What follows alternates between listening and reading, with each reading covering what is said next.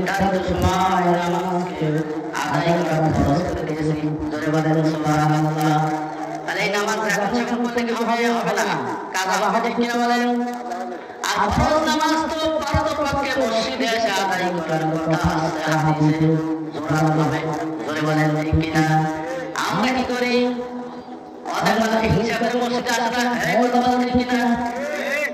কিন্তু আমাদের পুরো তিন ব্যক্তির দোয়া কবুল হয় না, তার মধ্যে ইউসুফের দোয়া কবুল হয় না। আল্লাহ দরবারে যারা ধোঁকা দেয় এদের দোয়া কবুল হয় না।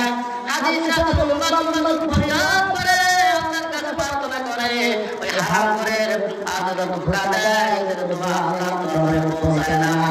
জোরে বলেন নাউযুবিল্লাহ।